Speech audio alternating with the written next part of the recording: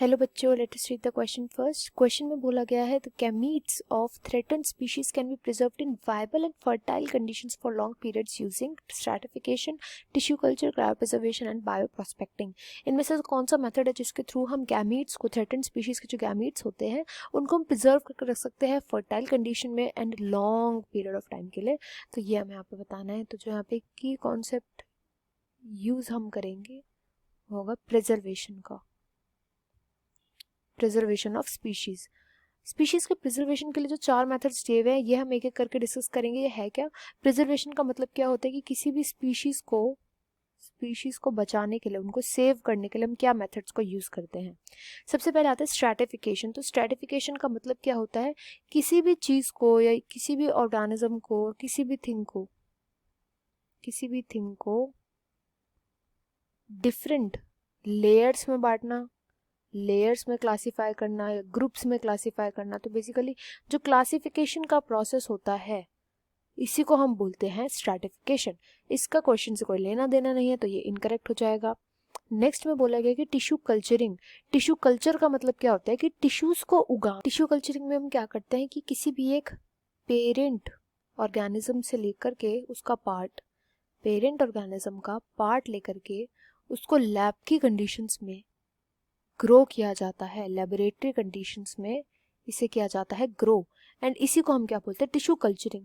And tissue culturing का भी इससे कोई लेना देना नहीं है क्योंकि हम जो भी हमारा ऑर्गेनिज्म है उसको ग्रो कर रहे हैं, उसको प्रिजर्व नहीं कर रहे, तो ये भी इनकरेक्ट आंसर हो जाएगा। देन थर्ड में बोला गया क्रायो प्रिजर्वेशन। देखो जिसके नाम में आ रहा है प्रिजर्वेशन, तो ये हो सकता है राइट आंसर होगा। कैसे?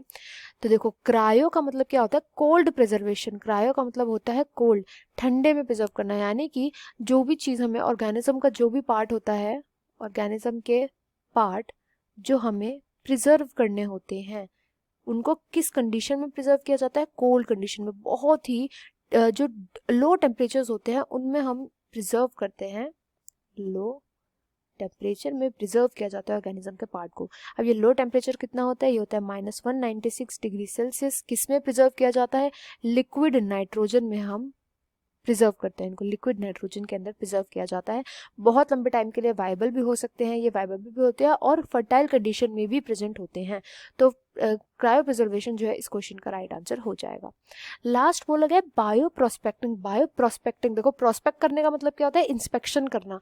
तो किसी भी लिविंग ऑर्गेनिज्म की इंस्पेक्शन करना, लिविंग ऑर्गेनिज्म की इंस्पेक्शन करना। जब हम उसको इंस्पेक्ट करते हैं, इंस्पेक्शन करते हैं, किस पर्पस के लिए हम उसको इंस्पेक्ट कर रहे हैं कि वो लिविंग ऑर्गेनिज्म हमारे कमर्शियल पर्पस के लिए कैसे यूजफुल हो सकता है, हमारे कमर्शियल पर्पस के लिए, या क्या हमें ऐसा कोई कौन सा प्रोडक्ट दे सकता है वो लिविंग ऑर्गेनिज्म। अगर हम उसके लिए किसी भी लिविंग ऑर्गेनिज्म को इंस्पेक्ट करते हैं, प्रोस्पेक्ट करते हैं, इसी को हम बोलते हैं बायो प्रोस्पेक्टिंग।